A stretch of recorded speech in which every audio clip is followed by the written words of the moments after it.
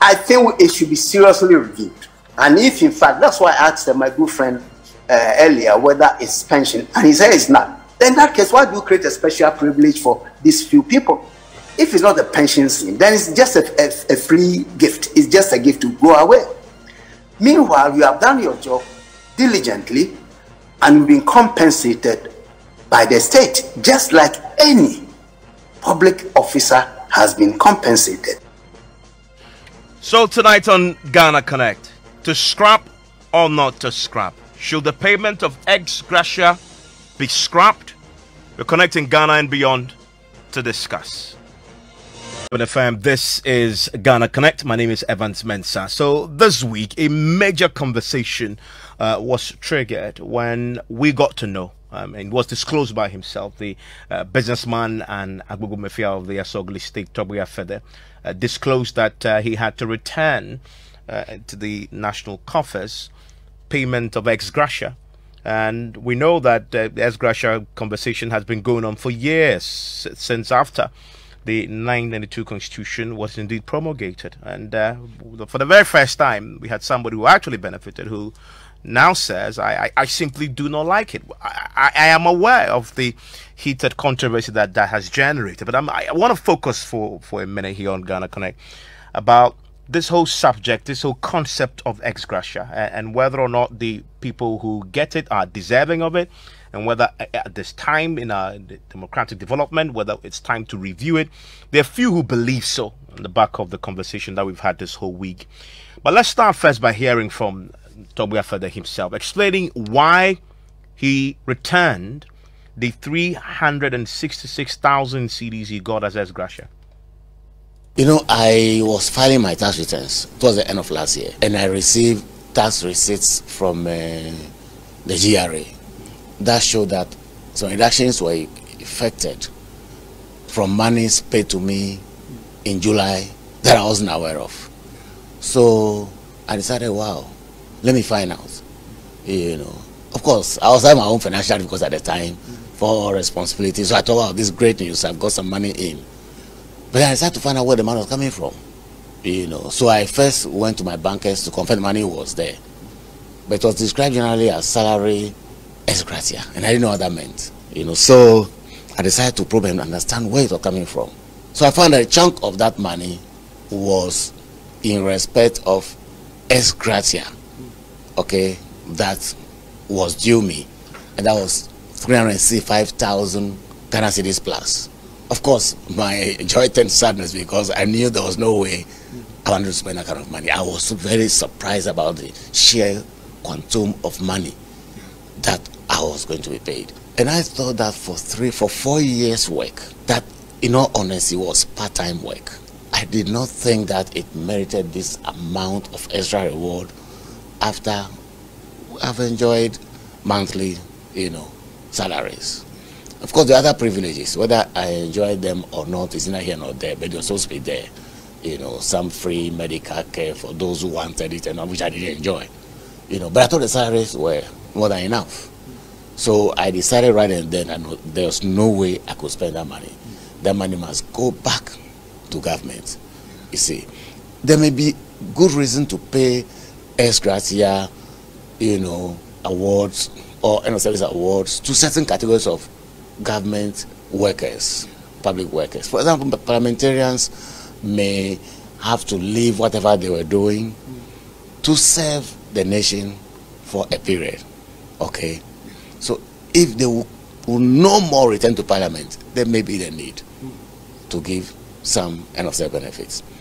How much should be given is subject to, you know, a bit of analysis. Okay, that will respect also the. So that is his explanation there. He obviously raises some important questions. He says in good conscience he could not take that because he's done his job and was paid for it, monthly salary, and has returned it. So let's have that conversation then. It's a simple question. Should we or should we not scrap the ex-Gratia as it is? If one person who has taken it can return it, why can't the others do so? With me to have this conversation, connect us all over the country and beyond. Mohammed Zakaria is a teacher, Pong Tamale experimenter, JHS. I would love to hear the teachers' take on this. As you know, the teachers are in the schools. They are also public servants. The politician, the council state member, is a public servant too.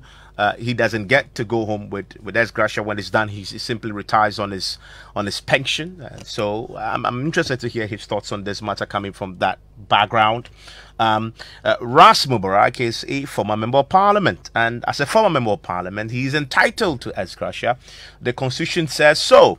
And so, yes, he also comes to this conversation with a different perspective, and I'm very, very interested to hear what he has to say about this. He also connects with us.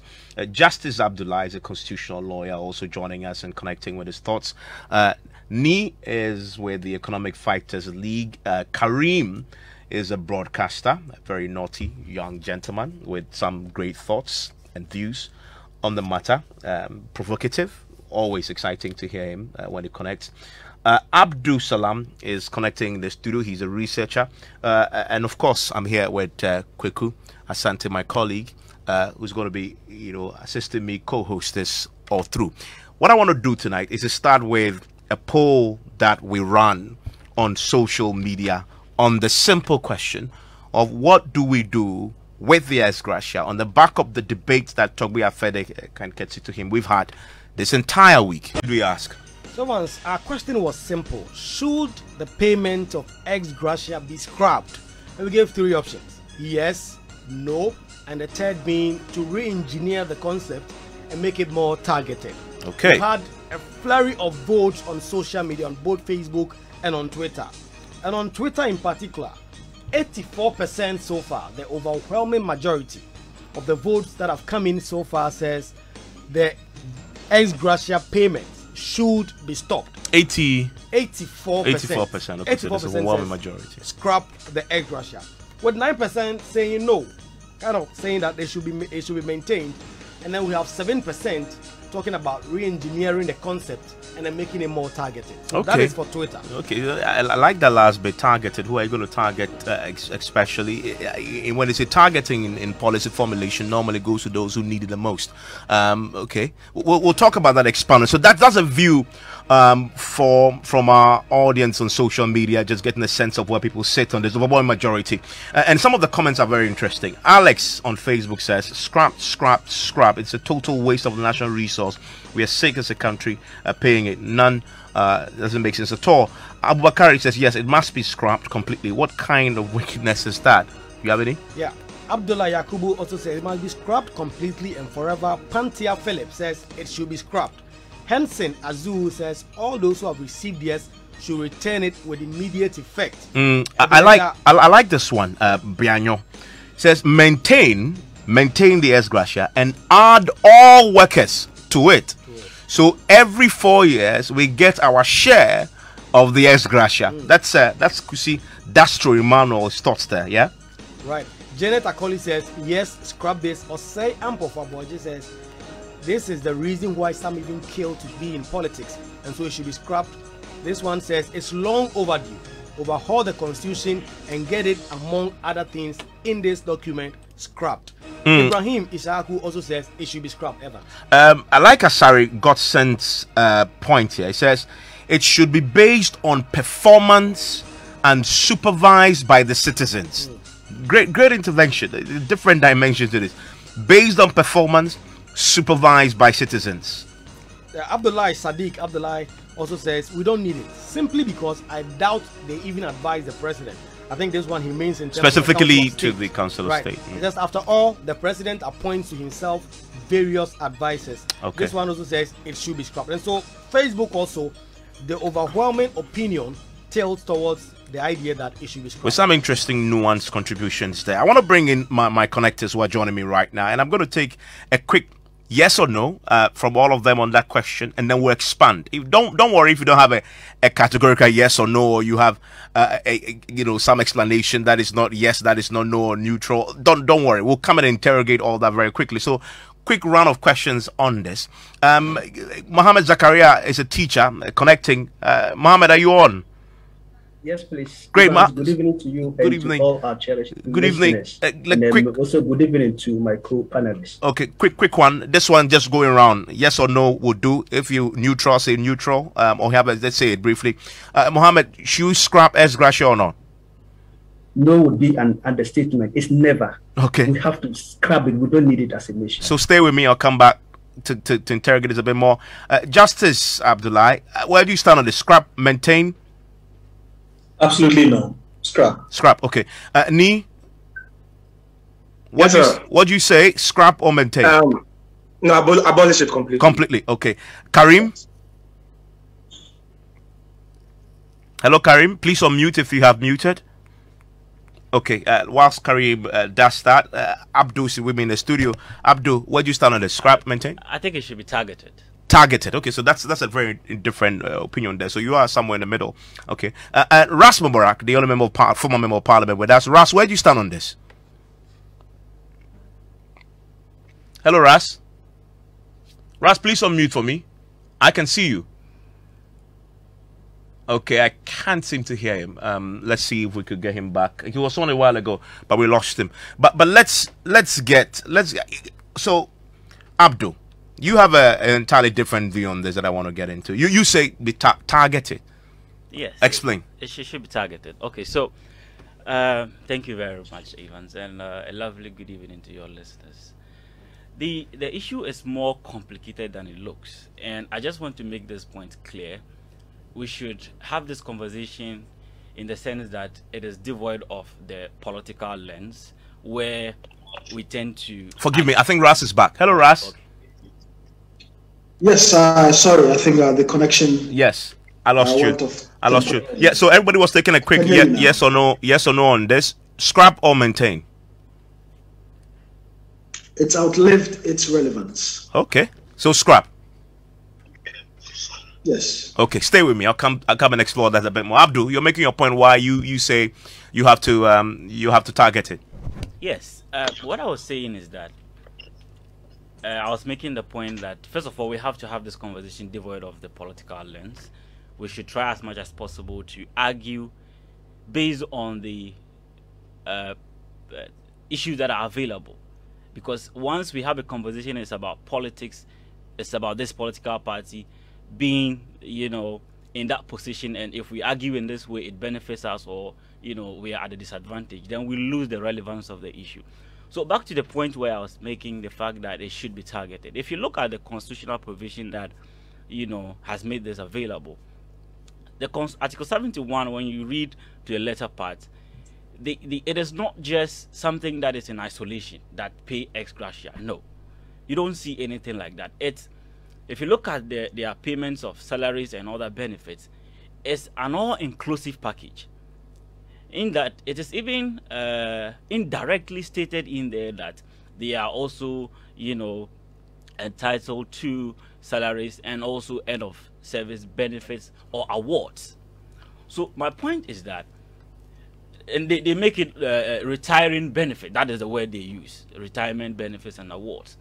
So if you look at this provision and you want to interrogate it, and you look at the number of people they've listed in that category, there's the president, the vice president, the chief justice, and the like, SRAJ and NCC and members of parliament, and also the Council of State. I am obliged to believe that it is not all of them that might not need this money. And first of all, the conversation shouldn't just be about the money, because awards could be anything. Benefits could be anything. So I'm of the view that if you want to make it targeted, we should first of all have an understanding as a people. Should we continue to award them in monetary value or in monetary terms, or we can tilt it towards something that is more, something that we can agree on? Maybe a conversation for another day. You made a point earlier. You said some of them may actually need it, and so target it. Yes. Which of the Article 71 office holders you say scrap it when it comes to this group, but maintain it for the other? Okay, so because you're targeting it. This is a very unpopular opinion, but I think the president do not need it. The vice president do not need it. The Council of State members do not need it. The only people I'm sure would need it is the parliamentarians. And the MPs should take it. The MPs, and there's a reason why I'm saying the MPs should take this, Because if you look at the job they do and also what comes into that job, you would know that, or you would notice that it is quite impossible for some of them to actually raise funds to be able to do what they do. And I'll come to that. The conversation about funds has, you know, in the political science where I am from, in that field, monetization of, you know, electioneering process. But you made a point that I think I need to get the others in. So hold on to that for me. At least we understand the targeting and what should happen. Let me bring Ras Mubarak in on that last point he makes, that he makes a separation. The executive arm, I guess he says, you know, don't give them, the president, the council of state, etc. I mean, but when it comes to members of parliament, says you should deserve it. I believe you've been paid your Ex-Gratia, Ras. Yes, I have. Sometime in March or May of 2021.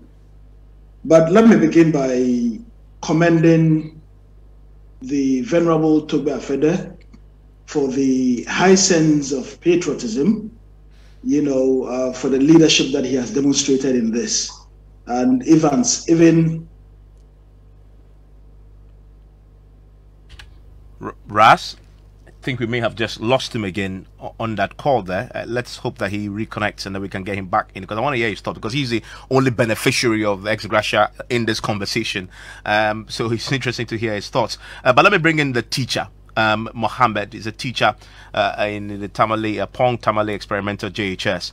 I mean, so Zakaria, do you agree that at least targeted, or I know you started by saying completely scrapped, or it's even in a statement, never give it? Having heard from Abdo, are you ready to make some amendments to it? Because we heard from one of the texters to us when I was reading the messages who say expand it to include all public servants, which will include yourself, for example.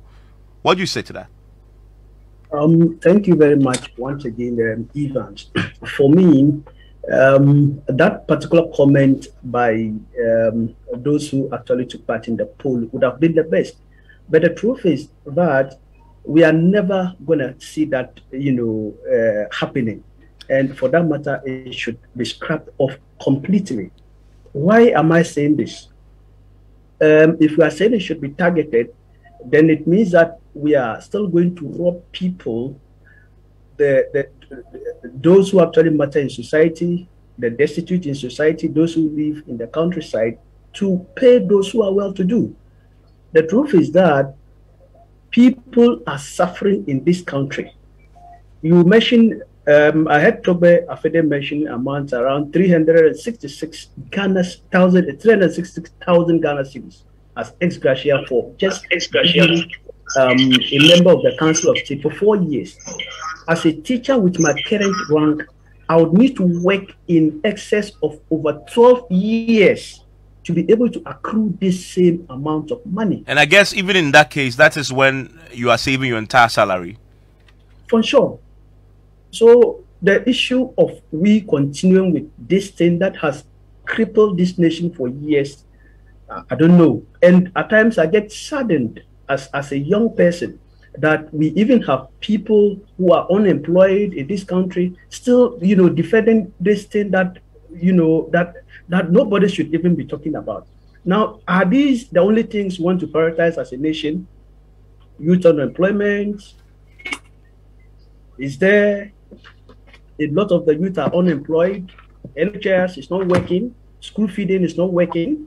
Our children go to school with empty stomachs. They come back from school with empty stomachs. And government has even gone on to increase the number of contact hours. At the junior high level, at the primary school level, we now close at 3 p.m. We start classes at 7:30 and close at 3, and in some instances 3:30. Children don't eat, and as teachers, we are suffering. They come to school, you even have to dip your hand in your pocket to feed them. Why can't we prioritize, you know, these issues rather than pushing all these resources to just a handful of what? The citizenry. Okay, so but on that last point you made, just to clarify, you started by saying the suggestion from that contributor earlier that expand it and let all public servants enjoy it. You believe that won't happen, and so scrap it. But what if it became the norm for all public servants. Will you take it? Will you accept it? Would you say then it's appropriate? I would still say it should be scrapped, because how many of us work in the public sector? So if it can be expanded to include all Ghanaians, fair enough. If it means investing that money in our health sector, in our education sector, in agriculture, fair enough. In that sense, so, every Zachariah, Ghanaian will stand the chance of benefiting from it. But to just pick around 800 and something thousand people in the public sector to give them this money, I don't think it would, be good for us. So, Zachariah, you make an important point there, and I'll take Justice Abdullahi shortly, because he's a constitutional lawyer and he's also a lecturer also. Does the wording of the Constitution suggest that such amount should even be paid? We know that now the bracket has been expanded very wide, and even members of the NMC and other people all take the Ex-Gratia. But let me come to Abdul Karim. Karim, specifically when this conversation came up, and this will be like the theme time is coming up. What do you make of how the public engagement has been? Do you think we've gone to the core of the issue, or we've just been skirting around? Well, thank you very much, Kweku, and thank you to Evans for that rather very interesting introduction. So if I look at this from the perspective of how the public has discussed this, I think that we have completely failed, and that has become quite indicative of how we do things here in the country. The way I view this, and oftentimes when it is shrouded in those terms, Article 71, and Chief Justice here and there, the President here and there, we obfuscate the problem in a certain way. Because I think what is at the heart of this conversation is privilege of the obscene kind, only so available to very limited people, often people who, by virtue of their standing, of their education, of their association, have enjoyed the goodies that this country can provide almost from the point of birth. Okay, so if you look at it within that particular sense, you see how this is clearly a very exclusionary arrangement, only serving the elites of this country. And I say so because I do not know if anybody does, they can correct me here.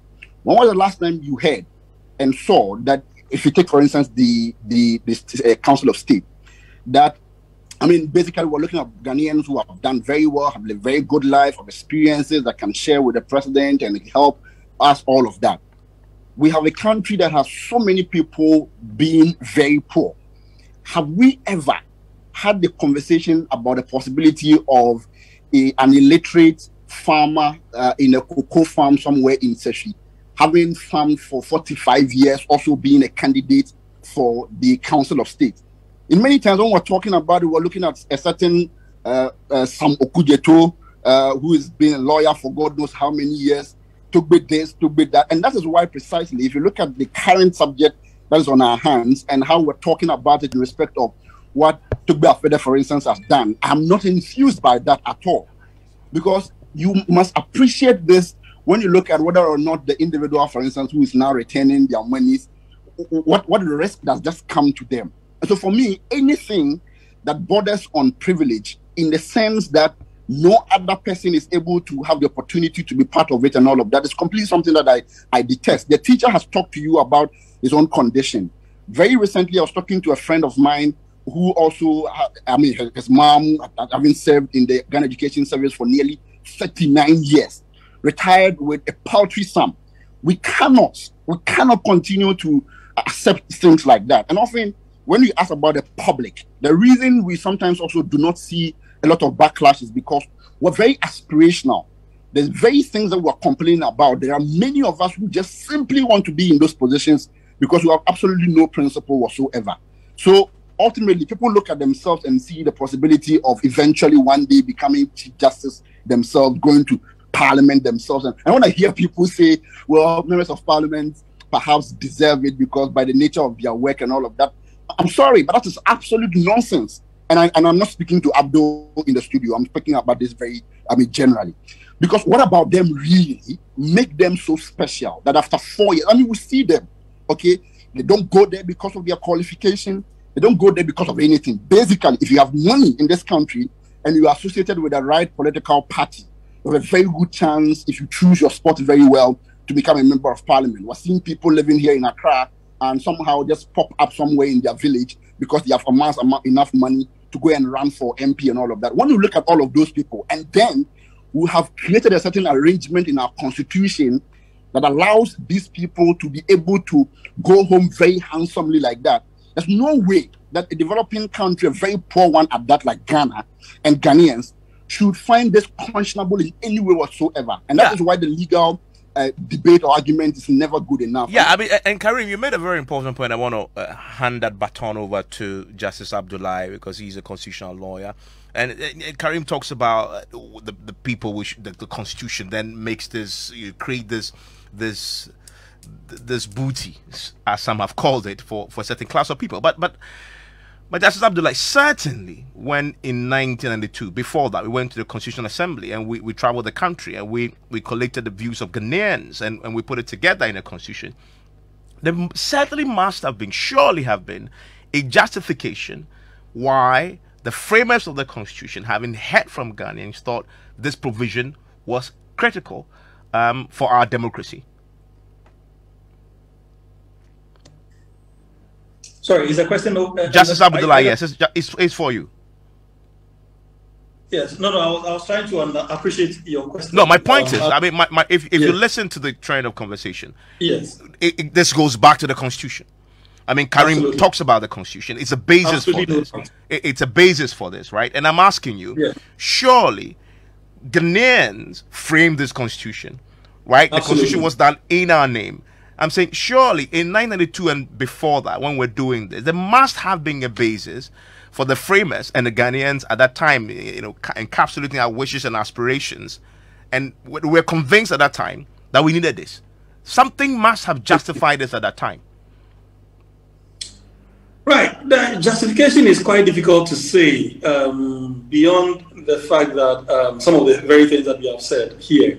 The whole basis for awarding this is the sense of entitlement that they believe that these people have worked hard, they will not work again leaving office.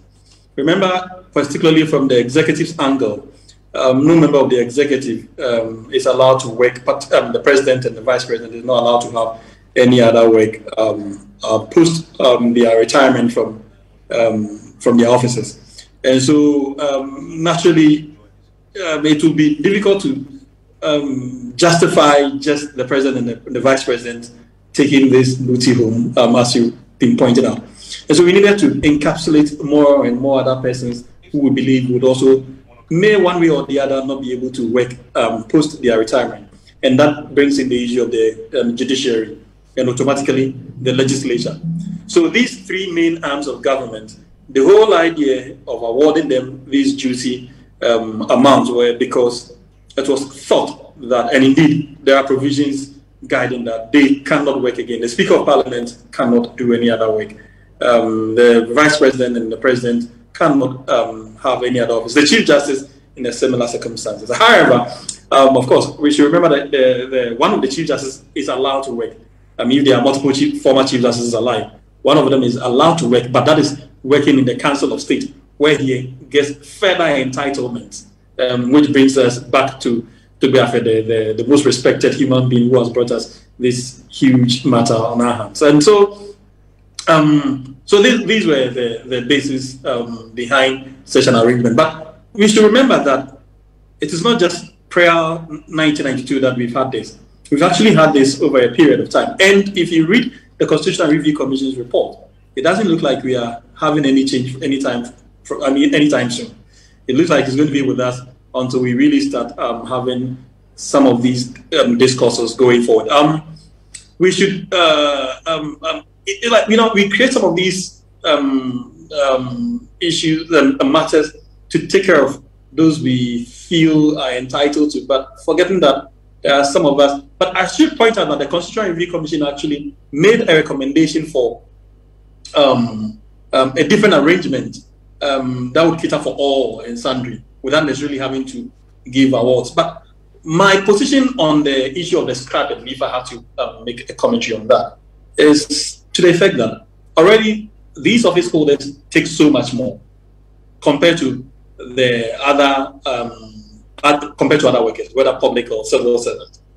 those listed in Article 71 take so much more than all of them put together. Sometimes one person's emolument, not just his retiring package, is way more than about 20 or 30, sometimes even 50 workers from the same angle, who may even have better qualifications academically and sometimes experience-wise. However, because he's not a politically appointed person, then they don't get to enjoy some of those benefits. But and he goes home with much less. Right, Council. With better qualification, better experience, better everything. Right, Council. I'll come back to you. Niayi is on. Council, I'll come back to you. And Niayi and his group have been fighting for a new constitution. I don't know if this new point bolsters the argument that we need a new constitution. So Niayi, chew on that for me as I go to Honorable Ras Mubarak, who is the only member of this panel who has taken Ex-Gratia, and he's just told us that his Ex-Gratia was paid May or I think March of last year. Honorable, so what do you make of those who have argued that it is very untidy? Because if you were, for instance, re-elected at the end of 2024, you were going to get another Ex-Gratia when you had taken one in 2021. Now you seem to suggest that we should completely scrap it. Some would say, is it that you are no more in Parliament now, so you don't care about it, and that if you were still there, you probably have taken a different stance? Ras Mubarak. Thank you, Kweku, and apologies for the fluctuation in my internet connection. I believe I'm very clear now. You are. The debate is very exciting because this is the way we need to go. The sentiments as expressed by the public are righteous. You know, the indignation of the public is righteous by all accounts. We need to put the conversation in the proper context. And first of all, there's nothing in our constitution as Ex-Gratia. There is absolutely nothing in our constitution. As a matter of fact, if you look at the definition of Ex-Gratia, I've got the 11th edition of the Black Laws Dictionary, you know, you're not, there's no obligation upon the state, you know, to pay Ex-Gratia to Article 71 office holders. What the Constitution speaks of is gratuity.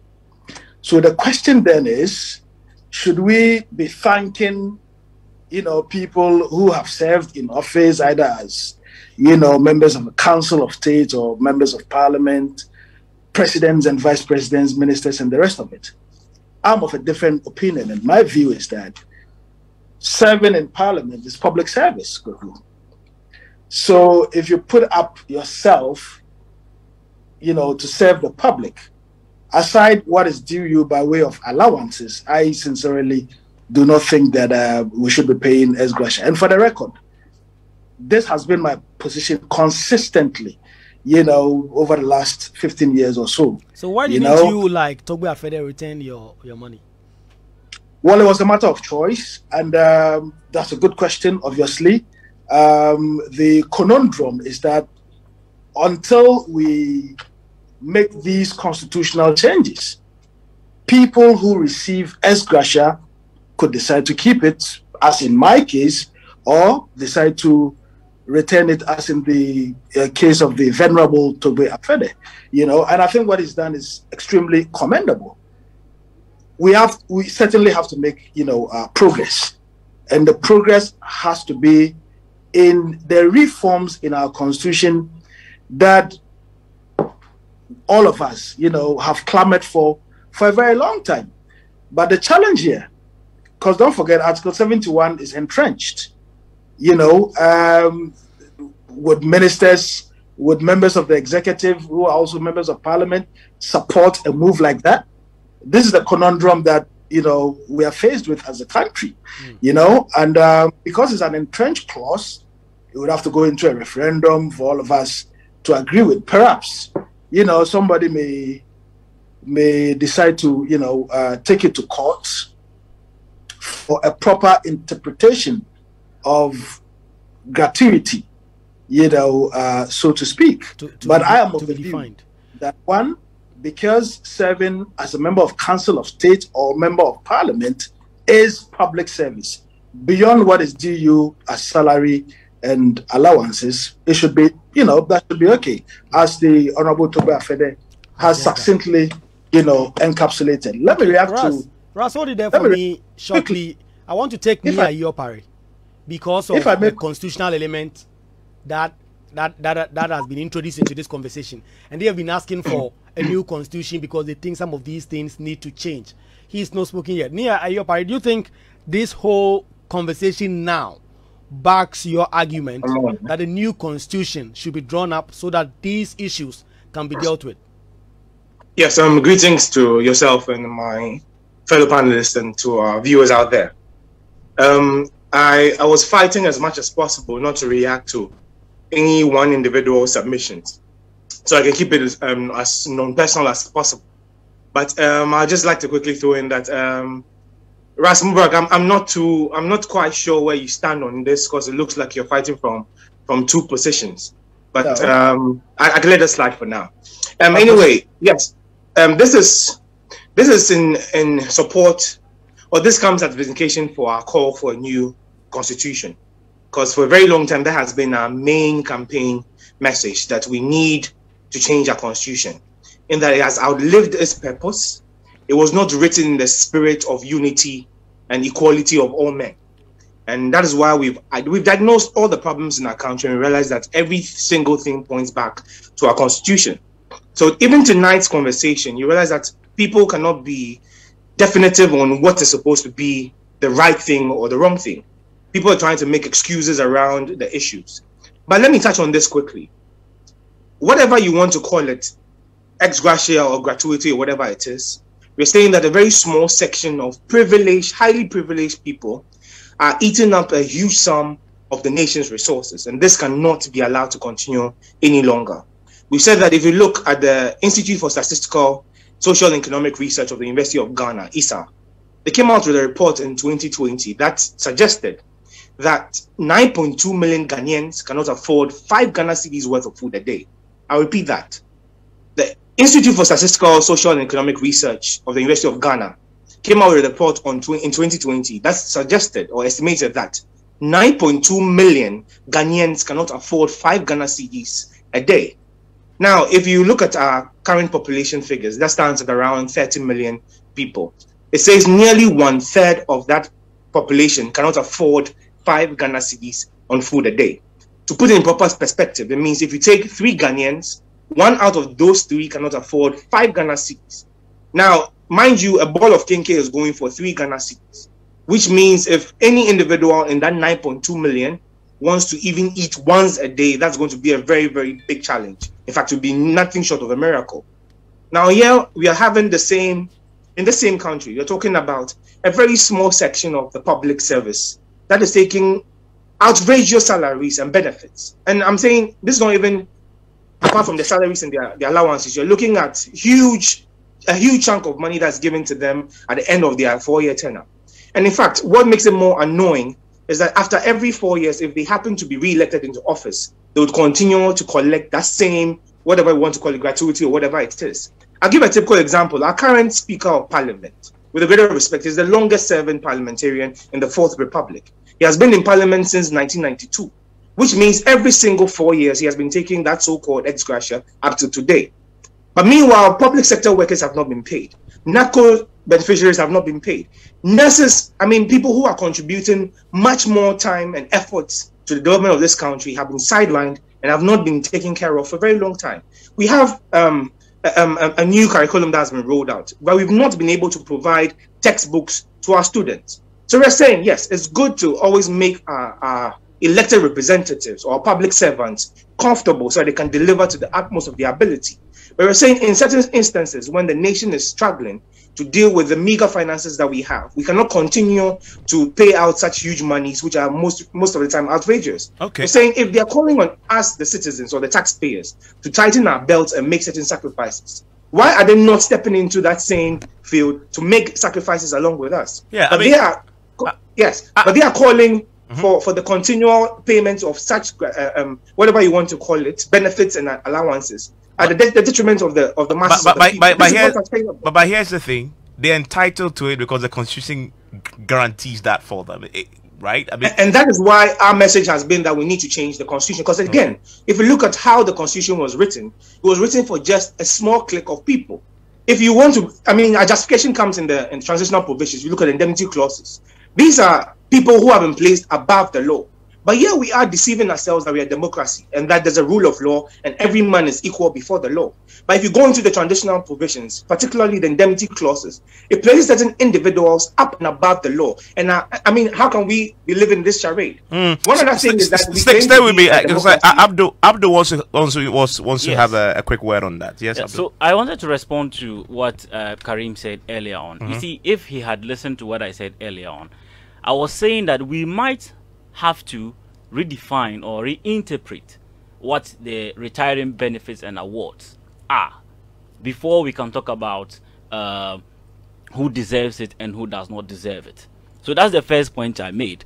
I wasn't saying that the MPs deserve the money. I was saying that perhaps, and Ras Mubarak make a very important point on the fact that maybe someone has to send it to court. I was coming to make that argument. The issue is that we might not even need a referendum in this case if we want to really change this, if it's about Ex-Gratia, because look, if we talk about these matters in this way to the people who are supposed to change it, who in themselves are beneficiaries of the same thing that we are talking about, I'm not sure they are going to do it. But the issue is that if we want to make the changes, first of all, there should be a reinterpretation of what the awards or what the benefits could be and what they are. And if there's a need for us to go for a referendum in order to just scrap it completely, or we have to, first of all, understand that, look, as a public servant, this is what you take, this is what you don't take, but what is inscribed in the Constitution, if we make it look like it is us against these people, and that's what we do in Ghana, always. When you say us against the people, you mean us, so you see, us being the people versus the politicians? Yes. And you see, we are all one people. So my argument always is that, look, in matters like this, if we make it look like, oh, it is us, they don't care about us. You see, if you listen to all the submissions, it's about this person is more important than this person, so they are enjoying and we are suffering. Isn't that what it is? You see, so the thing is that if we keep on pushing this argument, you've forgotten that these are the same people who are going to make the changes. So how do you approach it then? So the issue is that, first of all, we have to start by the underlying factor, which is the Constitution. Okay, let it not be as if we are fighting the people who are supposed to change it. If you make it look like they won't change it, because Ras Mubarak was in Parliament for how many years?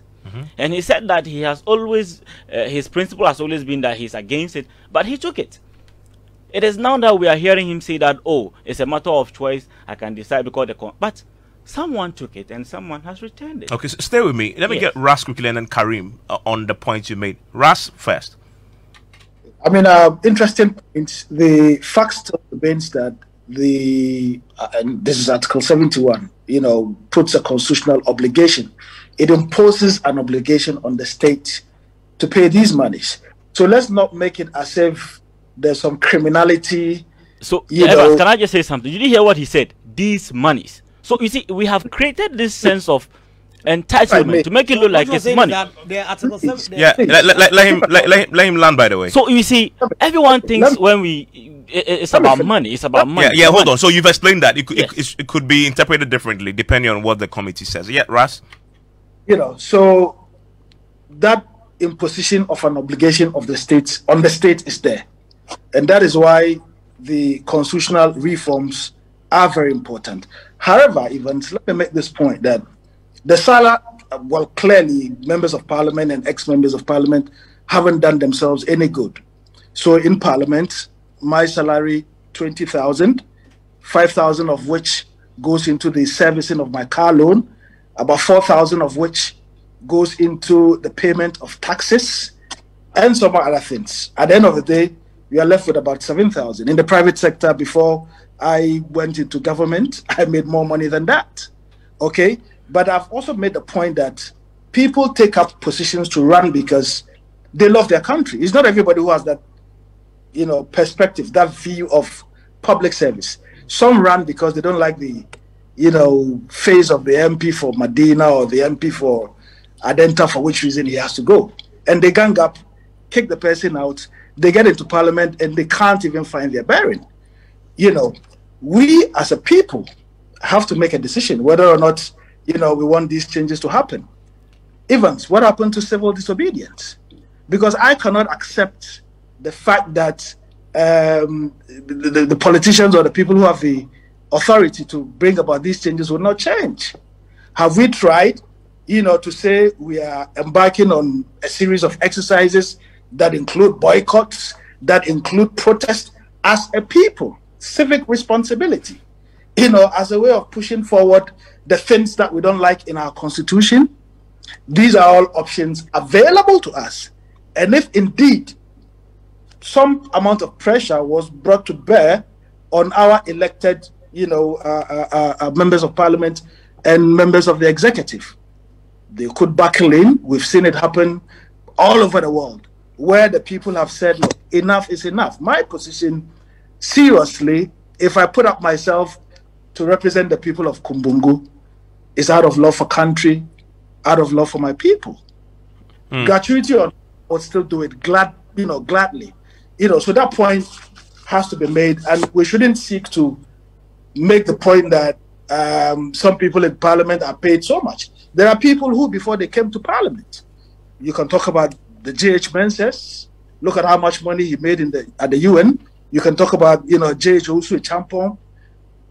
I mean, stalwarts people. You can talk about Ndum, people who made 100 times more than what, you know, the parliament. I guess you were reinforcing the point. So if it's not about the money, then of course we can easily do away with Ex-Gratia, for example. Karim, your quick thoughts. Yeah, Evans, I guess listening to this other Ras Mubarak, it would be nice to have all of them just go for one term. I'm sure we're going to hear a lot of very interesting things when they are out of the privilege. But the substantial point... Probably you've not been, you know, reading... No, I've been listening to you.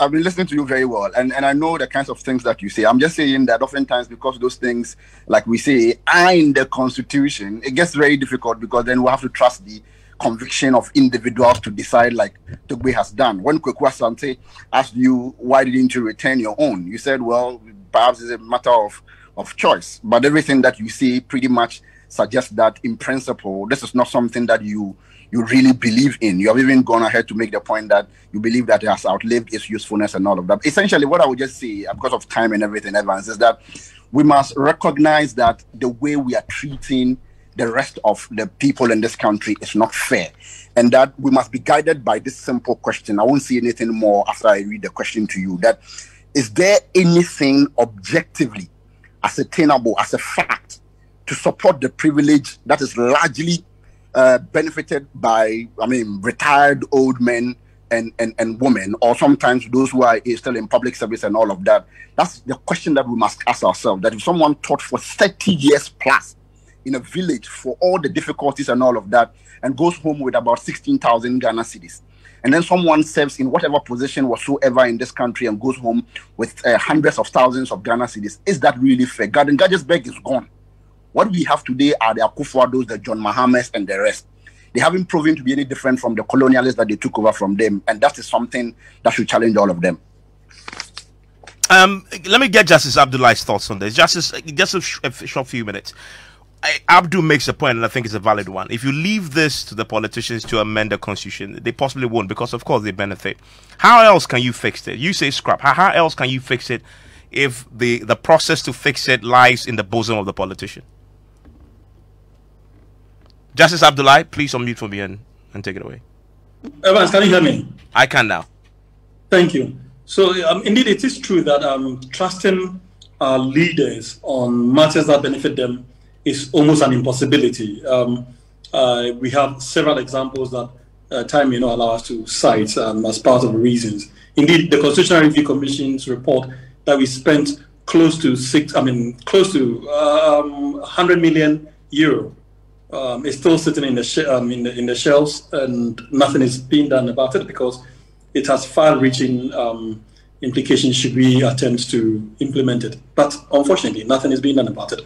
Much as it may not hold the key to the solutions to everything that we have in this country, but I believe it really would help improve matters better than what we presently are faced with. And so the point remains that beyond constitutional amendment, there are no other legitimate means of doing this. We may have to play the advocacy role more better, possibly more pronounced, and that may be the only way we can trigger the process. Unfortunately for us, our constitution does not give the citizen the right to initiate an amendment. Right. Justice Abdullah, because we've just run out of time, let me take one quick thought, maybe 5 or 10 seconds each from Nia Yopare, Zakaria, and Abdul Salam in the studio. What should be the way forward, Abdul Salam? Okay, so lastly, I just want to say that we as a country have come to understand that some of these benefits that we pay to the people that we have elected to serve us have outlived its relevance to some large extent. So what I believe in is that this should not be a fight between NDC and PP. This should not be about us and them. I mean, we should spark a national conversation devoid of this sentiment that it is us against them. And I'm sure we could handle this. And for some of them, they do not deserve it. Right. Nia Yopare, what should be the way forward? I know you are asking for a new constitution, but you may not get that now. In the next few years, because they seem to be a recurring issue, what should we do, Nia? Yes, just as Abdullah says, the only legitimate means is for the constitution to be amended, and we cannot do that as a people. Yes, that is true. But if you look at the preamble of our constitution, it says all power resides or emanates from the people. So yes, you might not find any provision that gives the people the power to amend it, but ultimate power resides in the people.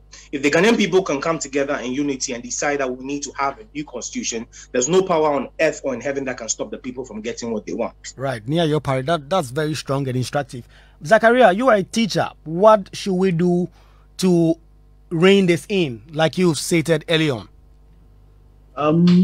For me, I would say that as a country, we need to take a second look at this issue of Ex-Gratia and reprioritize our needs as a nation. A lot of people are suffering, and we need to rally behind them. We need to move alongside all these people so that at the end of the day, posterity will judge as well. So thank you very much, Zakaria. We had Ras Mubarak on, Nia Yopare with the Economic Fighters League, Abdul Karim Ibrahim, and lawyer Justice Abdullah. This is a conversation that certainly will keep going on. It came up after 2020 election. It will come up again after 2024 when another batch of payment is made. So what exactly do you think? You can still reach out on our social media pages where the poll is still live. The comments can be there. And next week, we'll come your way again with another interesting edition of Ghana Connect. Evans.